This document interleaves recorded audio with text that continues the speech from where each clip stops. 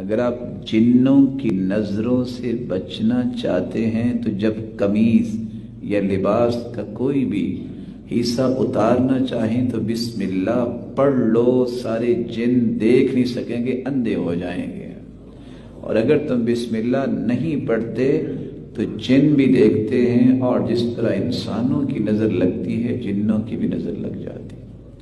اور شاید کہ آپ نے کس سے سنے ہوں کہ فلاں بہت نیک اور صالح عورت ہے لیکن اس کو جن تنگ کرتے ہیں، کہتے ہیں میں نے اس سے شادی کی ہوئی ہے، میں اس کو چھوڑ نہیں سکتا، یہ ہو ہی نہیں سکتا کہ میں چلا جاؤں۔ اس کی وجہ کیا ہے؟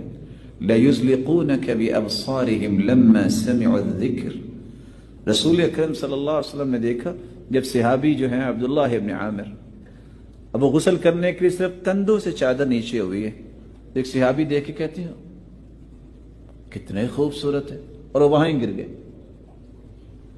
اللہ کے رسول صلی اللہ علیہ وسلم نے فرمایا عَلَى مَا يَقْتُلُ أَحَدُكُمْ أَخَاهُ، تم اپنے بھائیوں کو کیوں مارتے ہو، قتل کرتے ہو؟ عَلَى بَرَّكْتَ، تم نے کیوں نہیں کہا ماشاء اللہ تبارک اللہ؟ نظر لگ گئی، فوراً اس سے وضو کروایا اور اس کی کمر پہ ڈالا، اٹھ کے کھڑے ہو گئے۔ اسی لیے دو باتیں یاد رکھیے، زندگی میں کبھی لباس اتارے کیا پڑھیں؟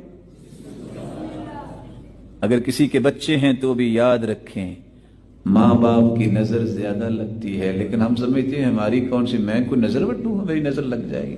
بات یہ نہیں ہے۔ جب آپ اللہ کے رسول کی بات نہیں مانیں گے